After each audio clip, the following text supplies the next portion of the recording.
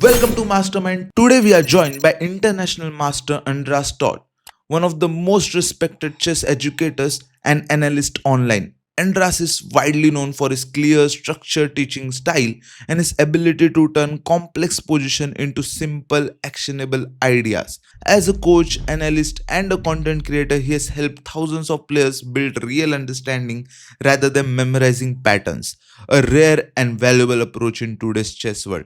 With years of competitive experience and a deep love for game, he brings a unique and practical perspective on how strong player thinks and make decision.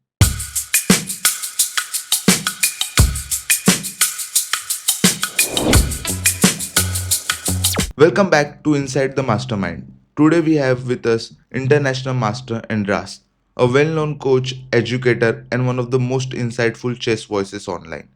He's known for his crystal clear explanation, practical approach to improvement, and his honest, no nonsense teaching that helps thousands of players understand chess at a deeper level. Andras, it's a real pleasure to have you here. Thank you for joining us.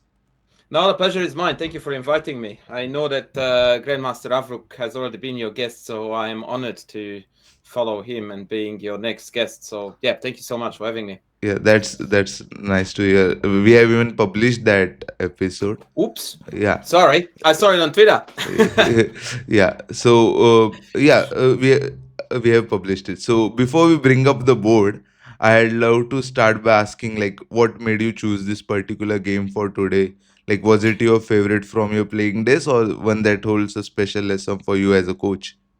Look, I thought that most of the games that I have played over the board, Mm-hmm. I have already published on my channel, and they are reasonably well documented as far as my own YouTubing is concerned. So I wanted to bring you some fresh material. But since I'm only playing nowadays online because everything I do is coaching, Mm-hmm. I decided to bring you a game that I recently played online, Mm-hmm. and I do think that it has got a great deal of educational value. And since that's what I do on YouTube, I thought that I would bring my, ultimate persona to this occasion, just to not to change what I like to do and what I do and what I stand for. And Mm-hmm. so I am hoping that we are going to be able to present this game in a way that is going to be very instructive and educational.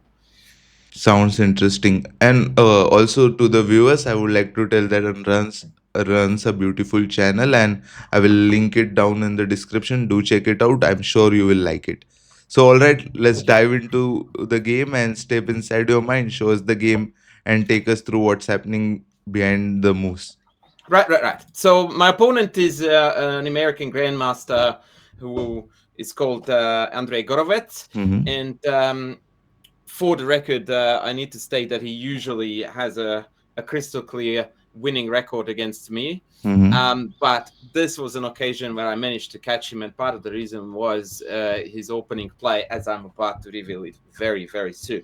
So usually I don't play the English with black, and the reason for that is because my two main openings against d4 Mm-hmm. are the King's Indian, Okay. and the second one, which I also happen to have a chessable course about, Mm-hmm. is the Slav, the classical Slav. Okay. And when people ask me about what should I play against the English, I almost always counter with a question rather than an answer. And my first question is, what do you do against d4?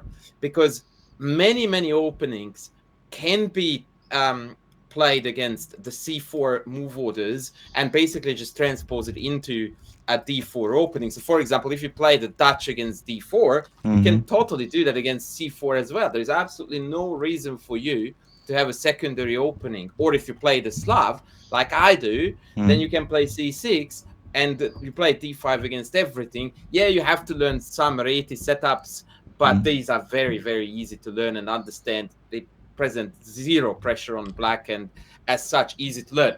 But every now and then I like to throw in the English, and the reason for this is because I am a e4 player with white, and I love playing against the Sicilian. And Okay. this is actually a reverse Sicilian. Yeah. Yeah. So every now and then I just go like, let's have party. And so we decided to have a bit of a party. Knight Mm-hmm. c3, knight f6, g3. and I played bishop b4. Now, the astute observer would immediately notice here that what we are playing here is actually a reverse Rossolimo Sicilian, where Hmm. instead of playing d5, white plays bishop b5, reverse version bishop b4. The idea is to damage the structure, and then depending on how white recaptures, we'll take it from there. Hmm. My opponent played e4, and this was the first move that made me go like, okay, this is interesting. I Okay. did not expect this move at all. I Hmm. was fully anticipating the very logical bishop g2, against which I likely would have castled and just take it from there. But e4, I felt like, oh, this is actually a bit funny. So now my opponent's only sensible setup is what is known as the Botwinic English, which is known for the white piece formation. I'm just going to play a few random moves for black that focus on the white setup, where the knight goes here, the bishop goes here. Usually this bishop ends up being on e3, then Hmm. white castles, and they play for f4. And this Hmm. setup is known as the Botwinic Iron English. Hmm. And I thought that maybe that's what my opponent wanted to get into here.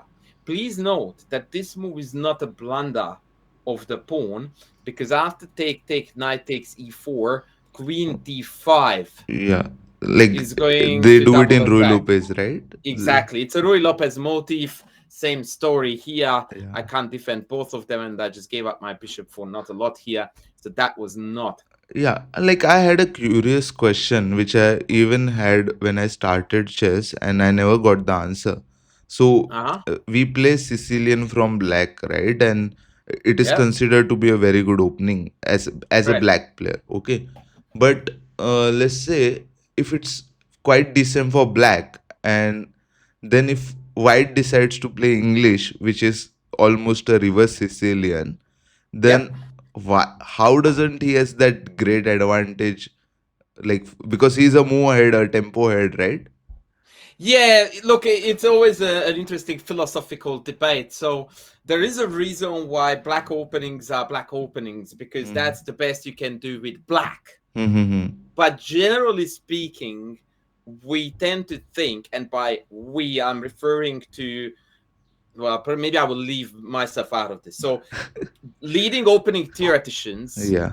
and top chess players like to think Mm-hmm. that there is more to life when you are behind the white pieces than playing a black system with an extra tempo, Mm-hmm. meaning that even that is not ambitious enough for their liking. And I like that attitude, because what it tries to convey is that they try to really get to the bottom of things and not simplify an otherwise very, very complicated overarching question, how to get an opening advantage with white.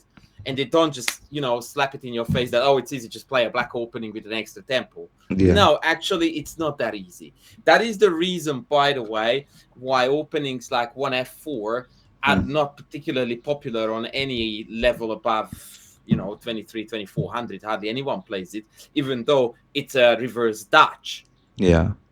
right? And likewise, the English is ever so slightly different, because some lines in it are quite similar to Sicilians, but others aren't. Mm-hmm. Right, so it's a bit of a mix. Some are reverse Sicilians, but there are a lot of variations in it that are not at all Sicilian-like, and they have got their own unique character. The Botwinic English, for example, is a prime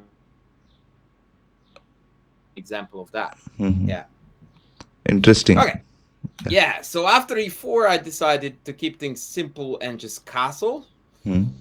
My opponent played bishop g2.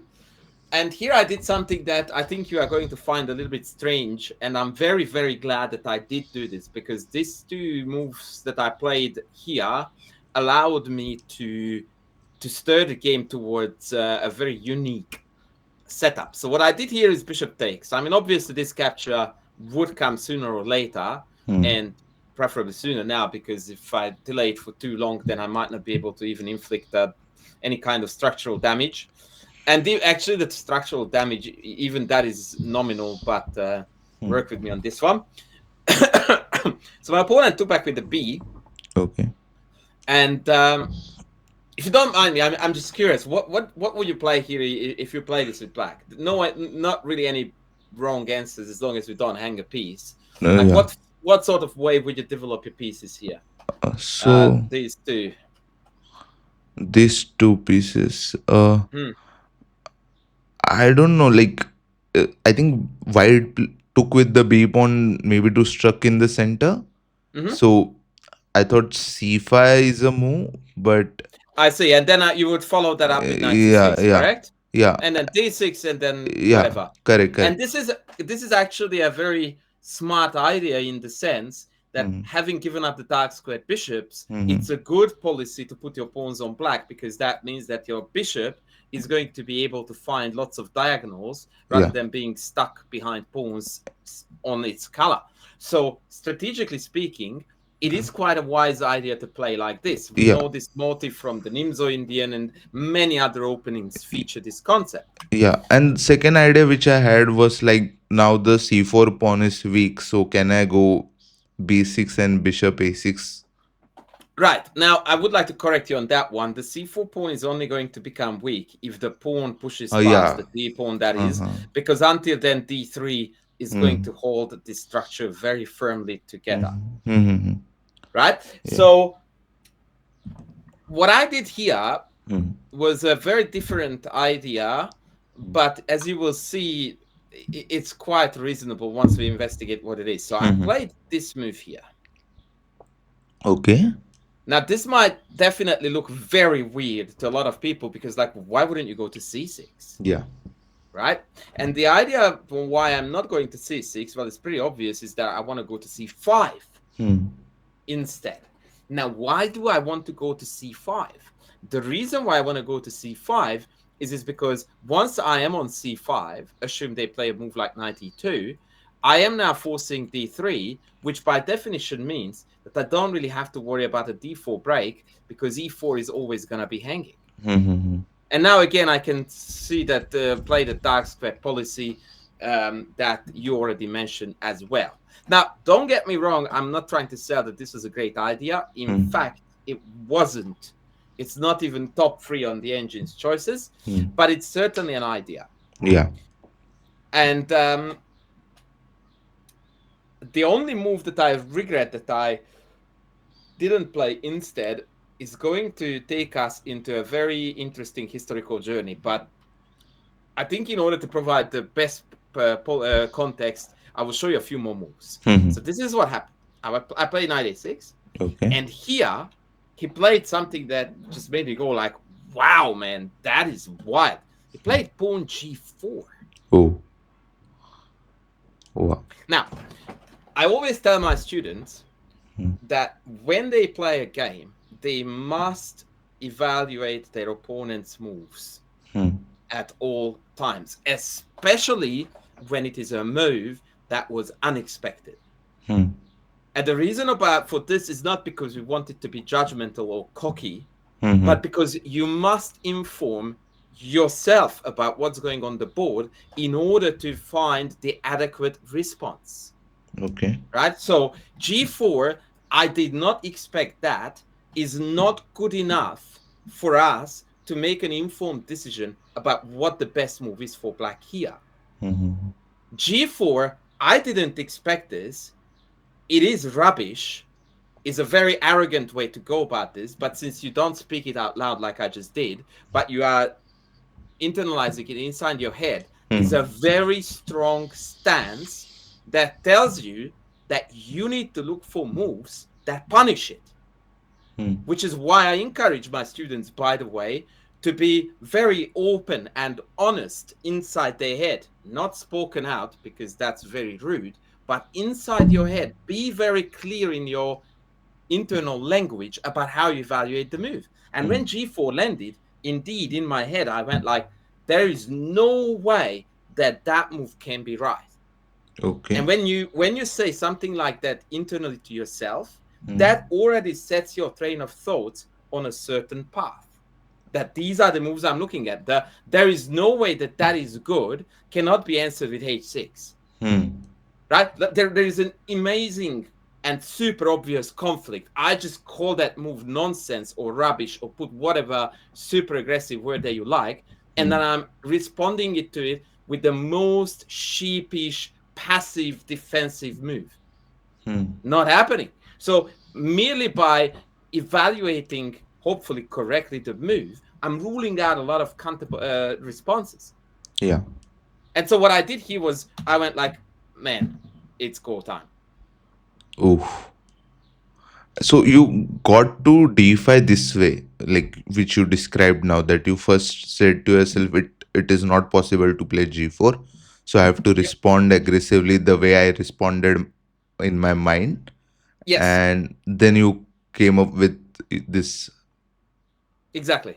Yeah. Okay. So from here on out, I only had extremely violent candidate moves. To be very precise, I had two Mm-hmm. candidates: knight c5, which attacks Mm-hmm. e4, Yeah. and d5, which attacks all three pawns. Mm-hmm. So to be clear, the main idea of d5, of course, is that I just opened up my bishop's diagonal toward a pawn on g4, Yeah. and so something on the white side is definitely going to fall, Yeah. So right? now, just Yep. like just to know, I understood like how you came to DeFi, but how fast can we see that? Because now when I see it, once you show me, I understand the idea completely. Like I see what you are trying to do, but like as you say, it's attacking three pawns. At the same time, there are like two ways to even capture it, right? So Yep. generally, we don't see moves like that. Once you see it, it's easy to understand. But Yep. how will you say that? Okay, we can even consider those moves like putting a pawn which is already on like going on a square where two pawns are controlling the square, like here. Yeah, look, I do come across this kind of question and Mm-hmm. thinking a lot from my students, and generally speaking, it is a mentality, uh, a question of mentality, a question of attitude, Mm-hmm. more so than a question of chess skill. Mm-hmm. And the proof to that is that as soon as you saw the board, and I don't mean to suggest that you are a far worse player than I am, Mm-hmm. but work with me here. So as soon as I played it, you went like, yeah, that makes sense, which means Mm-hmm. that you are capable of playing a move since you understand it, right? There is Yeah. no way that you would be capable of playing this if you even seeing it, you just go like, I'm at total loss. Like, what is going on? I don't get this. But Yeah. you immediately clicked, right? So Yeah. what separates potentially you from me Mm-hmm. is that you don't look for it, Yeah. right? That is an attitude problem.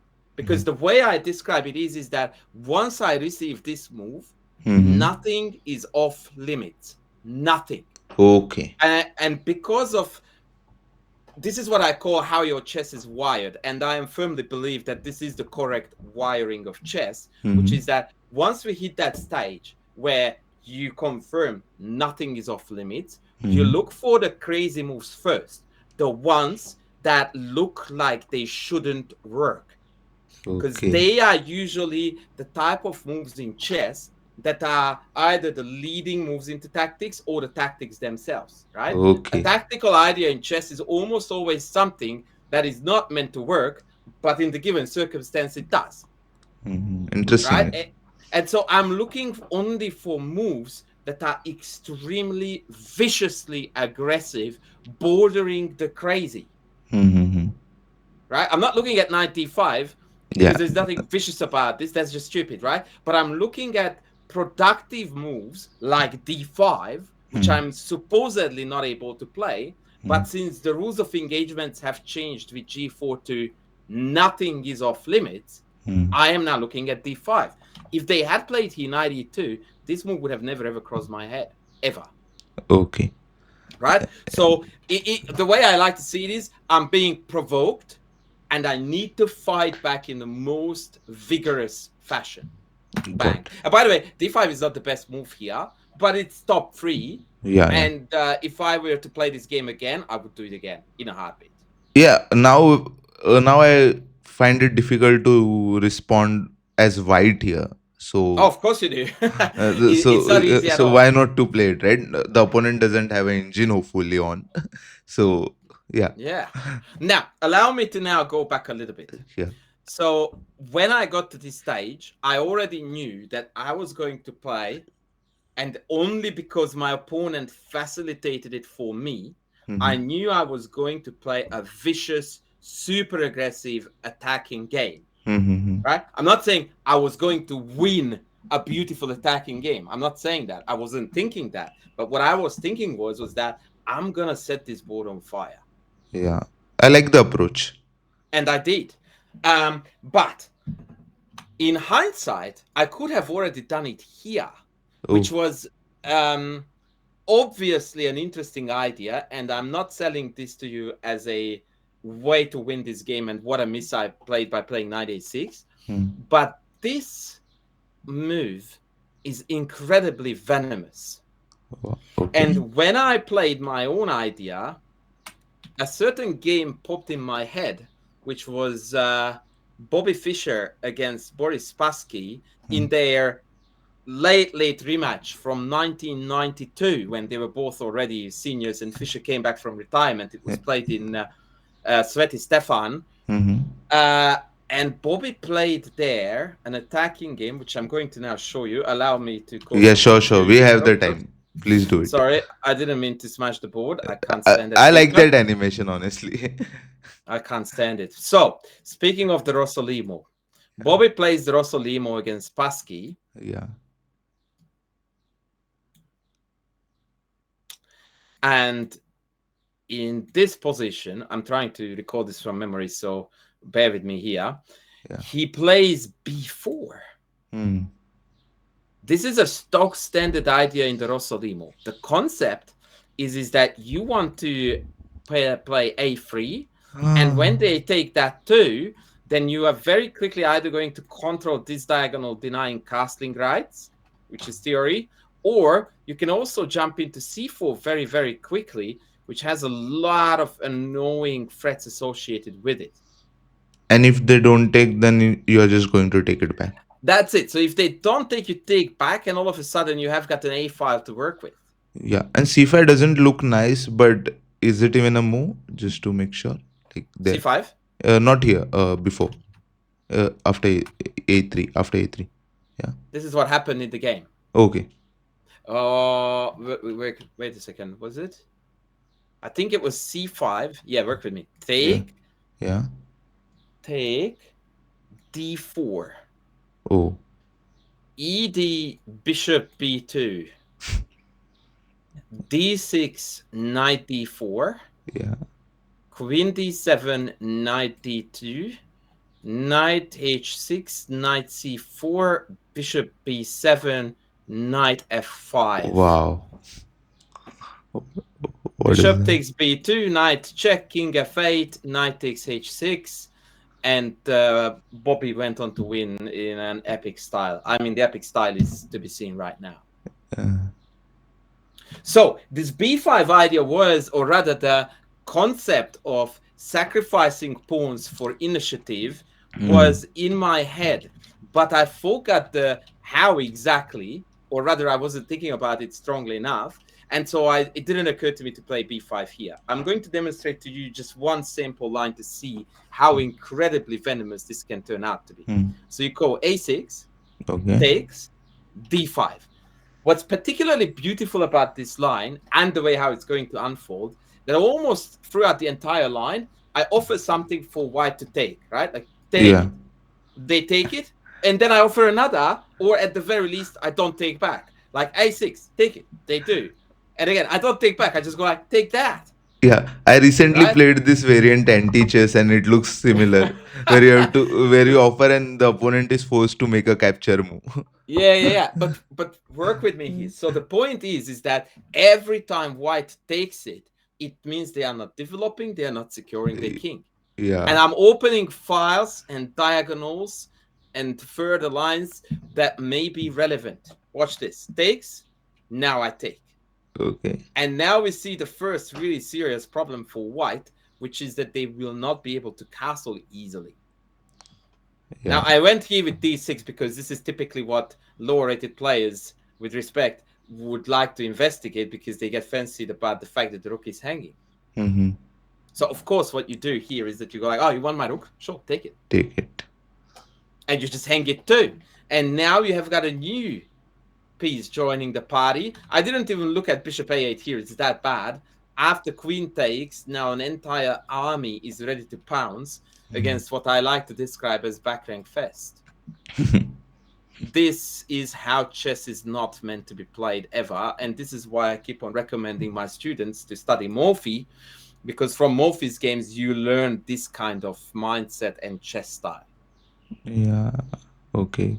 And now after f3, knight c5, knight e3 check, it's going to be absolutely carnage city. Mm. So if I just like, let's say I go knight e2, that actually allows now mate in 3, check, check, and mate. Yeah. If I develop the knight this way to keep an eye on this, then I'm going to lose at the very least a queen.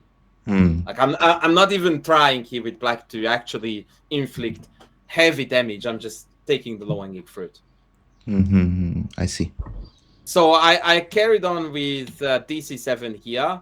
And again, just note the beauty of a fully developed army versus absolute nothing. Like, if in this position you start counting material, that means that you are not understanding the main features of chess in general, which is Mm-hmm. the dynamism and attack and aggression always overrides material. So if you were to ask me right now, what is the material balance on the board, I would tell you two things. First, I have no idea. Two, it's utterly irrelevant, which is why I don't have any idea about it, by the way. Because Mm. if it mattered, I would know. But I don't care because I'm about to go in for a kill. So for all I care, white can be a rook up. It's Mm. not, doesn't matter. Yeah. Right? Now, to be fair, if white still has this head screwed on, then they can survive the worst by tucking the king away, but still miserably suffering with connecting king side with queen side. Yeah. And obviously, the light square dominance is everything. So this, in my book, is material gain for black. Because I had no intention, with the rook, but the bishop being absent from here is going to facilitate so many super easy attacking patterns for black Yeah. that good luck surviving this. So yeah, this b5 idea I was sort of spewing afterward when I saw it, but yeah, I mean you can't have it all. So I played knight a6, g4, d5. Yeah. My esteemed opponent captured the pawn. Obviously, g4 would be met by knight e4. That looks absolutely tragic. So he captured d5, and I captured g4. And I was very happy. Yeah. Like, got pieces developed. That's all. Oh, man. Like, yeah, there's still a giant gap on d3. So white is definitely in struggle city. Hmm. So they played queen a4, which is, again, a seemingly logical move. But if it were a queen move, it really had to be queen c2. Hmm. At this point, I must say that my opponent was playing uncharacteristically poorly in this game, Hmm. like compared to his regular standards, because it's crystal clear to see that if you move the queen out here or here, you're walking Let's see. headfirst into a knight c5 tempo, Hmm. right? Whereas with queen c2, it's not that clear. Yes. By the way, here too, the best way to continue the onslaught is to play c6. And the idea is that if they take, now my queen sees the d3 square. So of course I'm not recapturing because who cares about pawns? We are going in for the kill again. Wow. And knight d3 check is not stoppable anymore. I mean, they can play d4, but I can just take it. Hmm. I see. By the way, there's one more thing I knew I forgot to tell you one thing.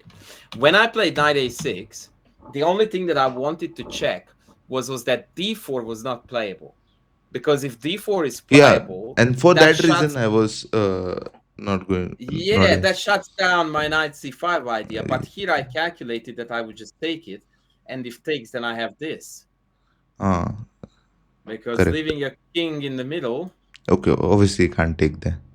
is never good. Well, they can, but I mean, it means I'm going to regain the piece. Yeah. And having that light squared bishop off of the board is not going to be good news for white having this many weak squares on the dark light color complex. Yeah, and So this that time was you didn't even give the rook for that. oh, I easily, but I don't need to because I could follow it with f5, right? Yeah, So I will just show you that. So take knight e4 yeah, takes. So even if they go, excuse me, here, f3, yeah, I can just play f5 and pick f5, it off. yeah. Yeah, I would actually throw in d5 here first to open up the bishop's diagonal, Hmm. and then f5. This is how I would play it. Because this Wow, way, this is already semi-developed, and I'm also threatening to take this. perfect. Yeah.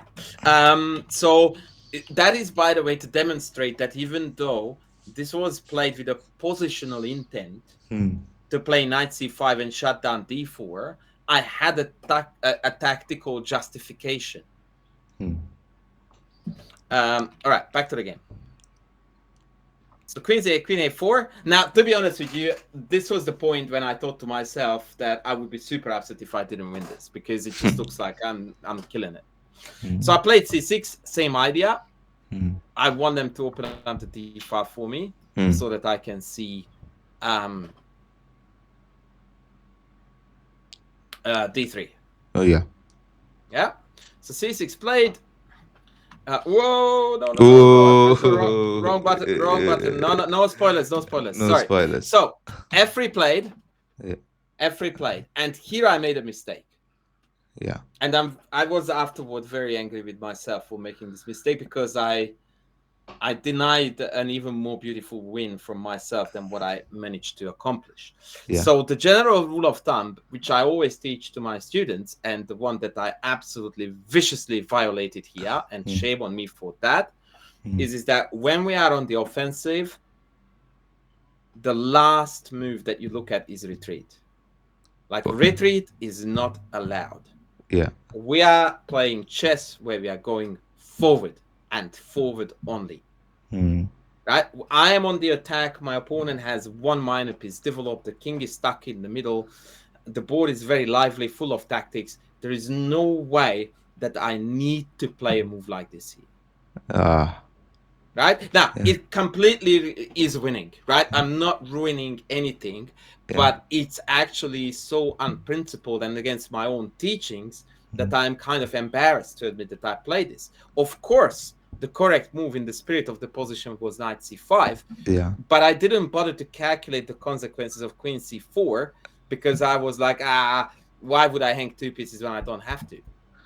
Just a question now. Okay, like I was looking for knight e4 for a long time. Okay, Uh-huh. when you showed this, when you showed f3, I Yeah. was thinking, okay, knight e4 is not working because queen can take and nothing is happening as such. But then I was looking at knight c4. Okay, then sorry, knight c5, and then I saw queen c4, and Mm-hmm. here I stopped because I was like, okay. But now when I see queen c4 on the board, I don't know if it's correct. I haven't even seen the game, but now I think knight e4 works. And you are correct. Yeah, And this is why I shouldn't have stopped calculating because here, of course, when you have got two hanging, the correct answer, and now I would refer back to myself very humbly what I said earlier, yeah. the crazy moves, the cocky moves, two hanging, no worries, let me hang the third one Third too. one. Yeah. Best So move by far on the board, yeah, by far. but my question continues now. So how do I develop this now? Once I see queen c4 on the board, like when I see in my imagination in my mind, I can Mhm. see knight e4 instantly. Okay, Yeah. but when I when I'm calculating, then I can't see it. Like I stop. Look, there are two layers to this problem. The first one is that there is chess understanding. Mhm. Let's rephrase that for chess intuition Mhm. and then calculation, Mhm. right? So, generally speaking, very good players have got both at a very high level. Yeah. And the good thing about these two things is that they feed off of each other. So, if you have got the right chess intuition, then you start calculating the correct move, which means that you save a lot of time and energy by Mhm. not looking at nonsense like the one I played. Yeah, yeah. Because you instantly look at the right move, and because of you are also a good calculator, Hmm. right, you are going to be able to figure it out very quickly. In our case, or in my case, Hmm. I I like to think of myself as someone who has very, very good chess intuition, Hmm. and mediocre calculating skills for my title and my level, I would say the same for or myself. average, or average, right? Yeah. So what I tend to do, and I used to be like this, by the way, even when I was actively playing, Yeah. Yeah. is that I would follow my intuition even to positions that I couldn't clearly calculate, Oh, because I trusted my intuition more than my calculation. that's. Now, it is not a way that I would recommend anyone to be, Mm-hmm.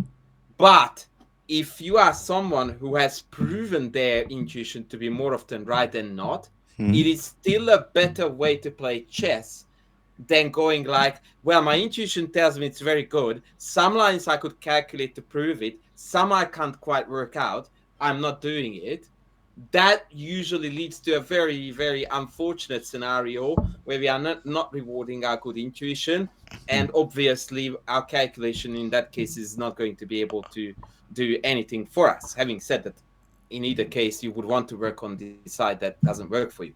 But Okay. to answer the question, for the context, 94 here requires heavy commitment and a lot of calculation, Hmm. or your trust in your skills, because the line is not easy to calculate. Yeah. So Not because it's deep, but yeah. because white has so many responses. Yeah, like before we see the calculation part, I have like the continuation question. So as you described yourself, I like I will describe myself similar. Like at my rating level, I think I have a very good intuition for my level, and I think I have terrible calculation, not even mediocre at that level.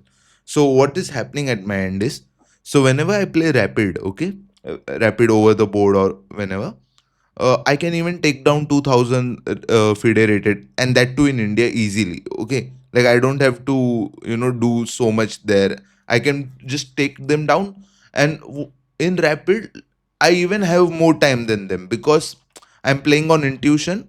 So what I do in rapid is, okay, I see lesson 94. I will trust my intuition. Okay, if it works, it works, and then I will play and I will figure out overall, like when the moose comes, I will try to figure out on the way. But in Mhm. classical, what's happening is, let's suppose I got f3 on the board. Now I have all the time in the world to calculate, right? So I will Yeah. sit and I will say, okay, let's calculate. Then I will even say knight e4. Okay, I will take the time. I will play knight c5, and then knight queen c4, knight e4. I will see everything. And as you said right now, okay, like it's very deep calculation. You can miss some lines, and I will be like, okay, I'm not sure in this line, so maybe I should not play this. And then I will be okay, I should go bishop d7 then. And then I play bishop d7. Luckily for you, it was winning here. For me, it Yeah. turns out to be blunder. So whatever game I have lost recently, I have lost in this way only. So I'm winning. I have even lost plus 7 game, where you said like you don't go backward. I have no material advantage. I'm +7. I checked it afterwards. I was +7, no material advantage. Not even a checkmate. He was just for saving the checkmate. He had to give a lot of material there, and therefore it was +7. And at some point, I was like, okay, I can't think. I can't think. I'm not sure. And it was very important match for me for the tournament. So I was like, okay, let's go back, and I'm still better. And from better, then the energy just flowed, right? I was up, I was holding him, and then it was like, okay, now I'm retreating back, and the energy level shifts, and then I lost the game. Look, what I like to say to my students and to everyone really about this matter, Mm-hmm. and funnily enough, when I say it, you're going to go like, yeah, that makes total sense. Like, really, like, I will do that. Mm-hmm. And a lot of people say it and they still don't do it. So Yeah. hear me out.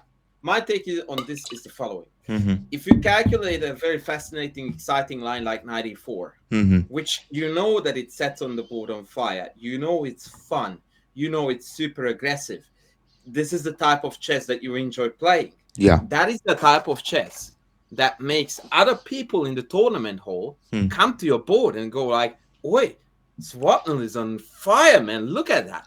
Yeah. Right? So that's like you are almost no longer a chess player, but a stage performer. Mm. You are in the middle of creating something, Yeah. right? You still don't know what you are creating, It may be a botched attack that is going to, go down in history as a nothing. So mostly it won't even be known in history at all. But it has the potential to be a masterpiece. Your alternative, the bishop d7 move, has 125% guarantee that that's going to be a lot of things. Masterpiece has been written off. Yeah. Right? So even if your mentality is that I can't calculate it and I might lose, you much rather lose in an attempt to create a masterpiece, to beat a grandmaster, to play the game of your life, and to test your skills to the max, than giving up on all of that and play a move that definitely doesn't give you better chances of not losing anyway. Makes so So much sense.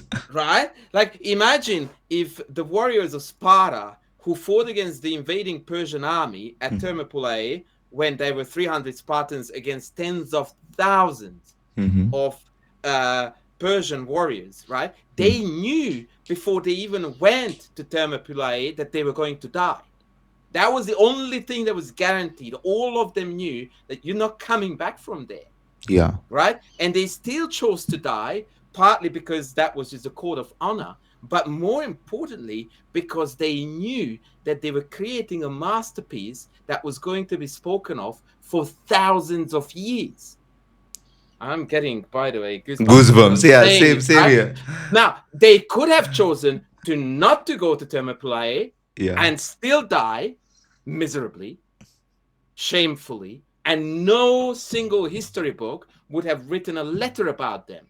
Same outcome, right? Yeah. One made them heroes for eternity and looked up as, man of honor and whatever else you wanted to add to that, or a measly traitor. And the best part of it is that in our case, we don't even have to die. We actually have a chance for victory. They never had that. There was zero chance the Thermopylae. Well, actually, not true. There was a chance until they got betrayed. But Yeah. for the story's sake, let's just pretend that they knew 100% that they were going to die. For you, it's 50-50. Hello? Like, Why not to do like, it? why wouldn't you go for it? Your guts tell you it's right. It looks amazing. Party time on the chessboard. Everyone is gathering around because they smell blood in the water, and you are the conductor of this magnificent piece. Bring it any day of the week. Yeah. And if you lose, you go like, at least I tried. Yeah, makes so much sense. I will do it. Right? I will do it. So I used to do it. I used to do it, and then I stopped doing it. Like I don't know why. Look, Like I there got more losses. there is a fine line that, and this is the difficult part of this, right? Like, Yeah. as a concept, it sounds great. Yeah. But as you lower the chess skill, it becomes harder and harder to determine what are the type of moves that are just outright bonkers and create no winning chances, Yeah. and the ones that actually really genuinely set the board on fire, and they carry the weight that allows you to genuinely create winning chances. That's the crux of the meta. It's not so much the willingness to risk it, it's the skill to know where the threshold is where it's actually risk and not outright craziness. Also, do you think we can solve it like this? So now I know I'm terrible at calculations, okay? And my That intuitions are that makes good. it the two of us, so that doesn't sound like a good team, but go on. Yeah, so like still you are I am, right? And when you say you are terrible at calculation, you say it according to an I am, right? Yeah, of So course. yeah, so like if both of us, okay, if we can improve our calculations, surely we will improve our strength of play, right? So Yep. I'm sure you must have worked on your calculation even when you say you are terrible at it. So like Look, what?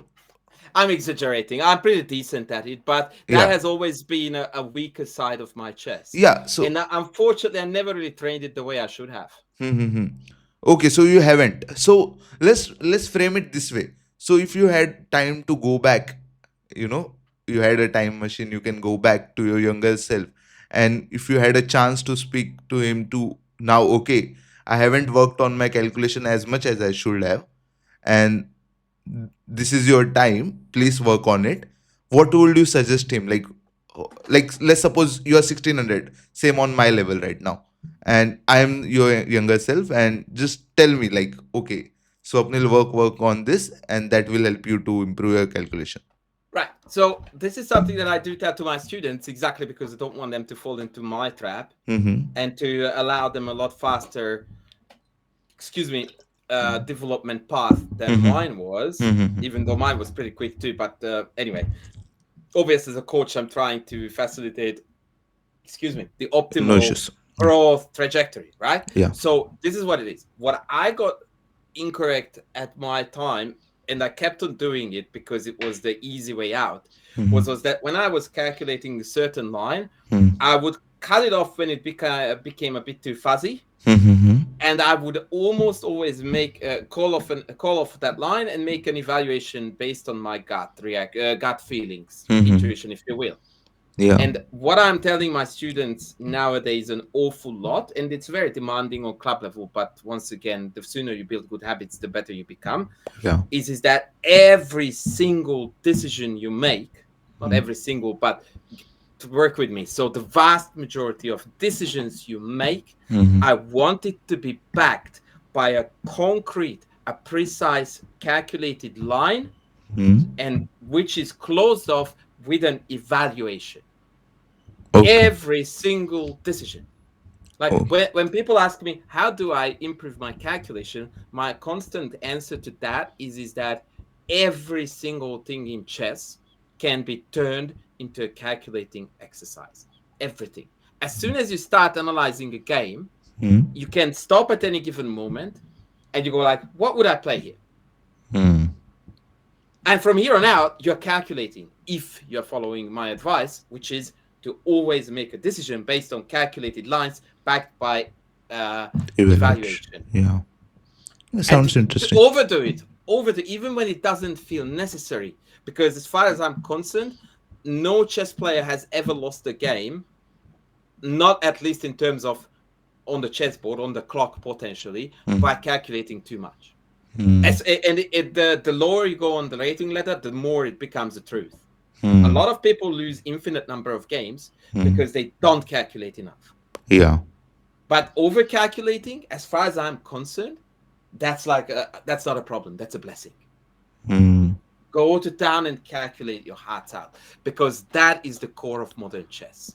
The better calculator always defeats the weaker calculator. Doesn't matter, or within a certain range of similar positional understanding, a better calculator will always defeat a weaker one. And by the way, in this regard, the Indian chess school, if I can call it that, although I Mm-hmm. don't think Yeah. that it has been coined as such, so hopefully people will quote me now on that, predominantly driven by Ramesh RB, Yeah. is maxing this concept Yeah. Yeah. to the full and beyond, Yeah. right? So everyone is across the globe is dreading the Indian kids. Yeah. And Yeah. I'm sorry if that sounds a little bit too casual to describe any Indian chess player between the age of 3 to 20 Hmm. because they calculate their guts out. Yeah. Yeah. They do. Like when I. And you don't beat them by out calculating them. You beat them by having a better chess understanding and acquiring better positions based on that. And then hopefully from there on, you can convert because they are already so far behind that they can't calculate their way back. But as soon as you drop the ball, Hmm. you make an inaccuracy or whatever, they are onto your case like there's no tomorrow and you're gone. That's it. This is You're so done. true. This is so true. You're done. You're done. A prime example of this, by the way, is Gukesh, Yeah. I was going to right? take the name. Yeah. Like, hello, Miss Captain Obvious. Obviously, he's a world champion, right? So he Mm-hmm. might be pretty good at this. But no, seriously, like he does nothing but calculates the living heck out of everything, Hmm. right? Even Magnus Carlsen reflected on how shocked he was about certain moves that Gukesh would consider in a position because no chess player with a decent chess education would look at that. It looks so horrid. Hmm. But when you come from a different chess school where the number one weapon in your hand is that you calculate it, you evaluate it, and then you're done, Hmm. right? uh, that's a weapon. It can be a curse too, especially on that high level. But look at him, world champion. Yeah. I've seen the interview where Magnus mentioned that, and And by the way, I would that's even true. argue that his polar opposite from the Indian chess school, Pragnananda, who probably is known to be the most positionally minded player amongst the current um, Indian generation of those kids, if you don't mind me saying that, even he is an absolutely vicious calculator. Yes. He actually acquired his positional understanding on top, or rather, I should say, after he was already a grandmaster with calculating skills like off the charts. Crazy. He might play chess in a certain way now, but make no mistake, he can calculate the socks off of you like this. No worries. Like, he is also insanely good at that, as Yeah. is like everyone in that cohort. Yeah. This So helps. This helps. Let's go into the game. Otherwise, we will right, continue the I calculate. am going on a tangent now. So Yeah. 94. Very briefly, I tell you what calculation needs to be done, and I'm not going to play it out. So it's a test for those who follow us whether they could Yeah, they conduct can the stop. I will calculation or highly not. recommend. Yeah. Just now Yeah, we right. discuss. Just So calculate I will show you everywhere. the line. Yeah. In fact, I will draw arrows to be a little bit helpful. So 94 Yeah. introduces Queen H4 check, complete Carnage City. Yeah. Right. So the only move that we really need to look at is capture here. Hmm. Okay. Then we go Queen H4 check, Yeah. against which the only legal response is King F1. Yeah. And at this point, some people would chicken out, excuse Yeah. the French, because we just sacked the piece and Yeah. another one is on prey. Yeah. A good chess player would go like, haha, King F1, same file on my rook, F5. Oof. And after Queen takes C5, FE4 check, That's White over. has to put something in the way of the check Yeah. as a way of getting out. And I stop there. Actually, I would even say that that's an easy calculation. Yeah. Because you take F3, you're down a piece, but the White King is naked. It has to win, period. Yeah. And that's it. Hmm. Right? So Cool. now I'm going to play it out. So takes, check, King F1, and F5. You would find that any grandmaster would be happy to call it off here and not calculate beyond because they know that they will win. Yeah. 9 out of 10 grandmasters would calculate beyond simply because it's very easy. It's only 2 moves, right? 3 moves, sorry. So it's super easy on their level to visualize. And so why wouldn't you do the courtesy to yourself when it's so easy? Yeah. Right? But they don't need to Yeah. because this position is screaming to be carnage. Yeah. Right? So that's it. I don't think I brushed this off as a super obvious win. Yeah. This looks Work over, right? work with me here. So there is 2 motives at play here. So this is where tactical alertness comes in very, very beautifully. And you realize that the white queen is unguarded. And that becomes relevant in the variation King D1, Queen G4, Bishop F3, when you just go check, and that's not the pick of the rook, but the pick of the lady. Uh, like we can do it even earlier, right? No, I couldn't because I needed to eliminate the pawn on Yeah, G4 to correct, clear correct, out the correct. fourth. Yeah, Yeah, so I I think needed I've to just bad establish visualizations. the connection between the two. Yeah, And now if bishop blocks, I check the queen down. If king c2, I yeah, just take everything. And now I am ironically up material by so much. Again, I can't be bothered to calculate. yeah. Game is over. So this was an embarrassing miss. I played bishop d7. But thankfully, this was good enough still to win. He played takes, and that allowed me to recreate the win condition, so to speak, which was to penetrate here. Yeah. He played queen c4, a clever move to deny knight c5. But of course, everything just rolls so easily when you are this far ahead that every developing move you play is a punch in the face for the opponent. Like, rook c8 now doesn't allow them to continue developing because I can just take this. Yeah. And the queen is on, bishop d3 is incoming, it's death. So he had to drop back again. And now he has played already 1, 2, 3 queen moves in a position where nothing is developed. And these are the things that we should learn at basically at the 1000 level, that this is not the way to play chess. Yeah. So I went knight c5. Now the carnage is incoming. Bishop a3, check. King here, and here I had an abundance of choice in order to finish it off. I went with knight f4, Mm-hmm. queen e3, and bishop b5 check. And here there is a fabulous finish. My opponent played king e1 and resigned Yeah. promptly after the royal fork.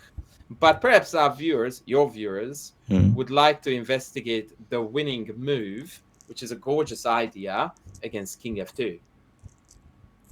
And I invite you to, perhaps, if you don't mind me putting you on Yeah. the spot, Yeah. to try to figure out the win I'm for thinking. black. I'm thinking. Uh,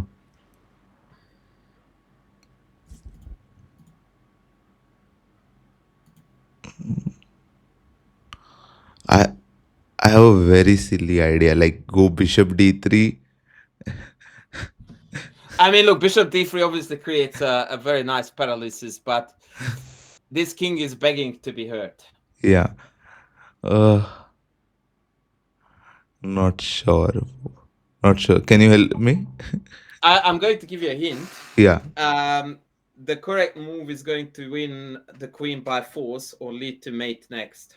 Yeah. So my reason for going bishop d3 was I will take on e4. Yeah, see, the problem is that taking on e4 is not serving your purpose, because knight e4, pawn e4, No, queen to with the check. bishop. I wanted to take with the bishop. Ah, oh, you wanted to get the queen. No. Yeah. So the first motive that stood out to me here, I wanted to go to take check or immediate check with mate here. Mm-hmm. But neither works, Yeah. because when I take on either of them, after the check, I can block. Yeah. If I Yeah, don't but do anything fancy, knight d3 is winning for sure. Like yeah. I'm just looking for. But if we insist on moving this knight to the correct spot, you will find something really, really cool. Uh, It's just so not one of these. not one of these. So then it's knight d5.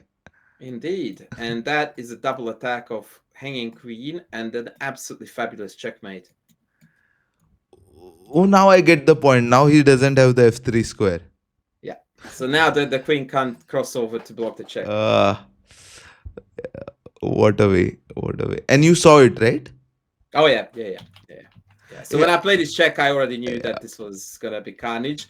I was hoping actually for king f2, because that would have been a neater finish. This one was a bit mundane, but whatever. Yeah. Whatever. So, like now I understood what I have to improve.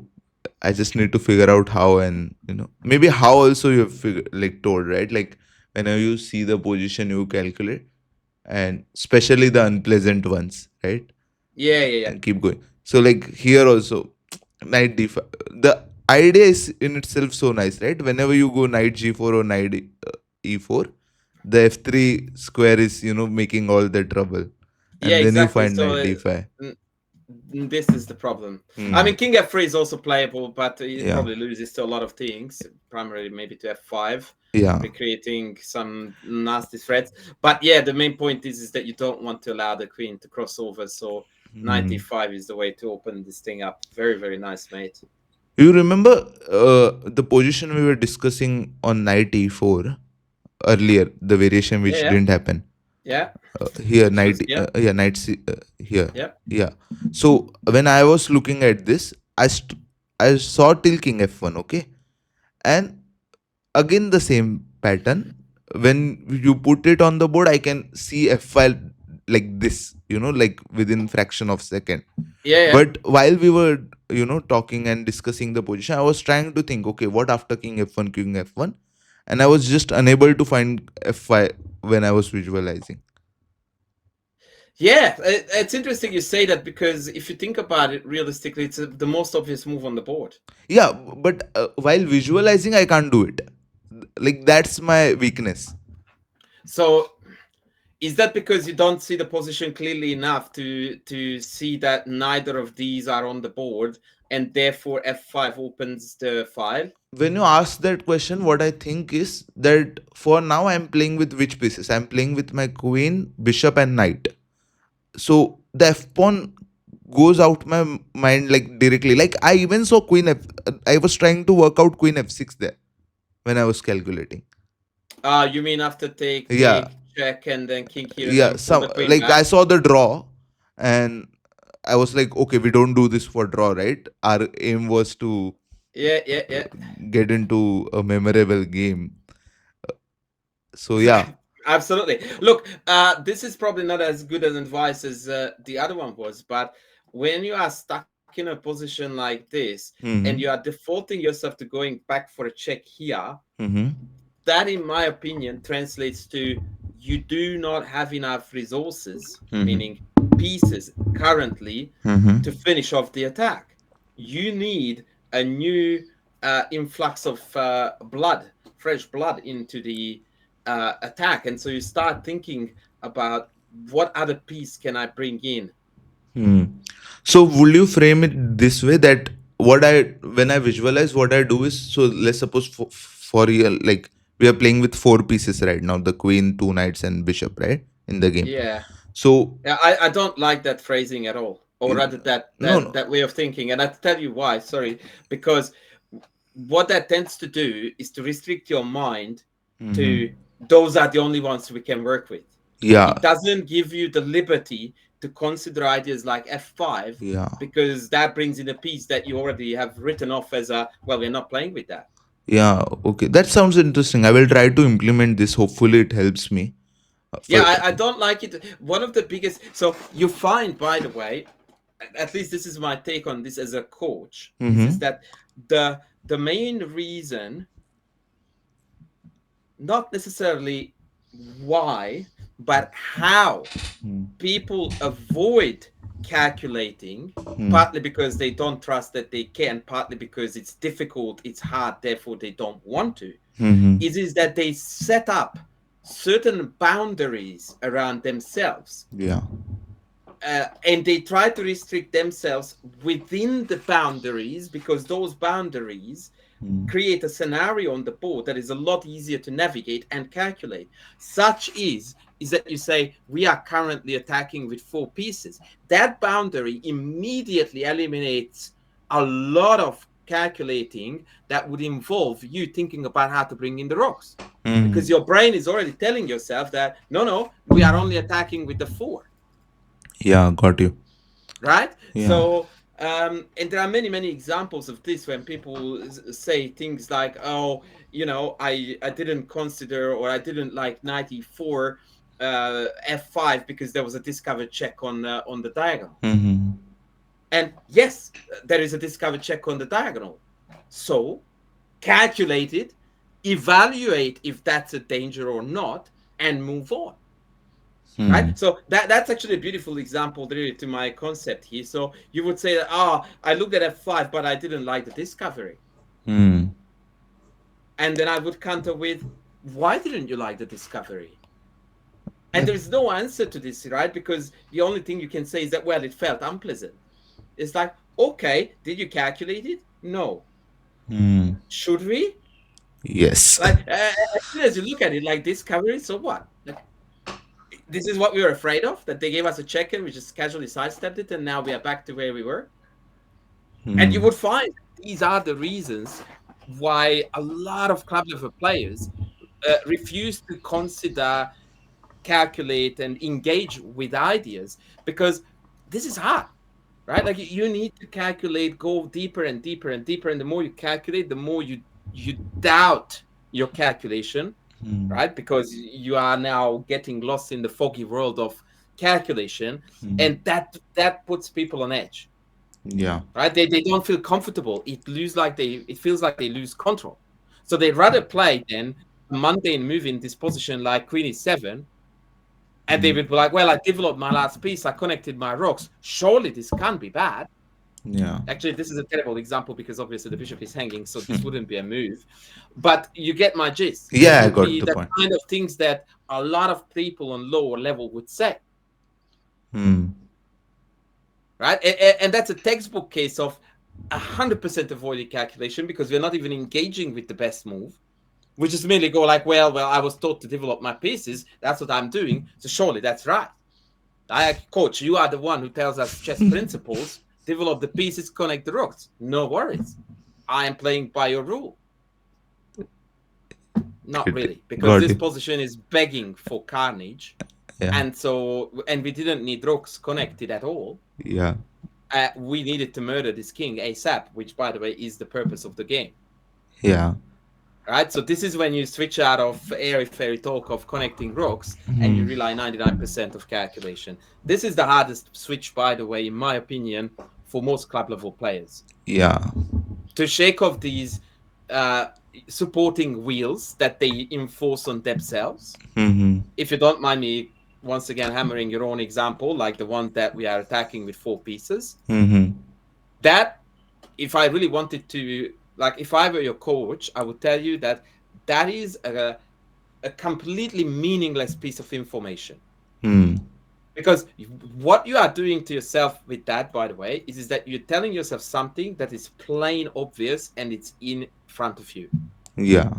So you saying that I'm conducting this attack with these four pieces is the same informational value as saying that I'm playing this game of chess. I know. You're sitting right there, you're playing with those. I can see this four. And you can too. Therefore, that doesn't have any value whatsoever for your decision making. Uh, Right? It's like you are still walking out into the rain and you look up in the sky completely drenched and you go like, huh, it's raining. As opposed to before you leave the house, you look up on your phone or whatever, the weather forecast, plus you peek out in the window and go like, it's sunny, but I can see clouds gathering. I'll take my umbrella. When you are standing in the rain, looking up and saying, huh, it's raining. Yeah, thank you, Sherlock. I know. It's not helping you, is it? this So is so. I always tell students that I'm not interested in what you see right now on the board because I know you can see it, I can see it. We can't do too much with that. Hmm. I want you to see what's gonna be on the board in 4 moves time. That's the stuff we can work with, right? My Yeah. daughter, who doesn't know how to play chess, can tell us what's on the board. That's Yeah. not gonna take us anywhere. So we have to but it's not comfortable, it's hard. It's Hmm. the same thing, and I always bring up this example. If you want to learn be a very good runner and you want to run the marathon, right? Hmm. You are not going to be able to do that now. What Hmm. you can do is that you can comfortably run a kilometer. So Hmm. if you want to run a marathon, what you're going to do is for the next week, every day, you're going to run a kilometer and a half. Hmm. And the last half is going to hurt. It's going to be uncomfortable. You would want to stop. You will be short of breath. You are going to have stitches. It hurts. You want drink. You will question yourself why you're doing it. Hmm. It's all unpleasant. The same happens with calculation. Once you get to a point where it no longer is confident, it's blurry, it's whatever, your natural reaction is you want to stop. It's exactly the same thing. And the only way you can train this is to do exactly what the runner does, that you still do it and you push through every single time. And when you do that for 3 weeks, all of a sudden your I could run 1 kilometer goes up to two. Yeah. And unfortunately, that's the nature of almost every sport. Your goal is still the 42.8 or 185. So Hmm. now your training is not two, but three and a half. You keep adding up. Yeah. And you just keep on enhancing the workload, both in terms of when it comes to now back to chess, how much time you spend on it, but also how deeply you calculate, because now you have a newly acquired skill set. You visualize more clearly, you can see deeper. Then on the next set, now you can easily see branches of lines, right? So after 94, you will calculate both of the captures very confidently. Hmm. And this skill just keeps on growing and growing. But this takes years. And no one likes to hear that. Yeah. But no one said ever that chess was easy. I certainly never said that. Yeah. Yeah. Like this will really help me if I, implement this. I'm sure.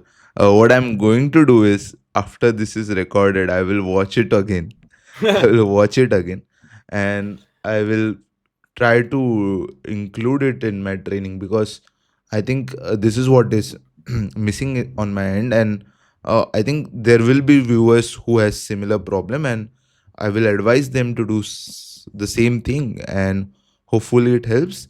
Uh, Honestly, Andras, like being very honest, this was the best session I ever had.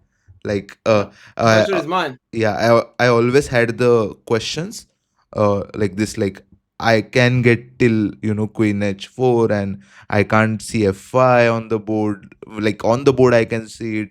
Visualization, I can't figure it out. But I never had the answer. Like everyone had the similar answer. Just calculate. There's no specific answer to that. But now Yeah. we have dissected it, like, and it makes much more sense, right? Like now I know what to do in the training. Now, because we were discussing so deep, I also understood the problem I had. Like I only saw the pieces which were involved, and I had that information which was quite useless, right? I was Mm. like I was playing two rooks off, if we Yeah. see that way. Yeah. And Yeah. yeah, uh, uh, it will surely help me, and I will hit you with a message when I increase my rating with that. uh, Thank you. it like, and also to the viewers I would like to mention, as Andras was saying, he does a lot of coaching, and I hope he has some slots available. So maybe we'll link your Instagram and email and um, it's better if you. I'm more active on Twitter or Twitter. X, as So we they will call it. link all the profiles where you can reach him out. Just do it on Twitter because he's more active there, and you can see, right, he's able to connect his knowledge, and he has this good communication skills, and he can bridge the gap, which was the motive of this session. Also, we have to bridge the gap between a Mm. master player and a mature or a club player like me. And this was a really cool session.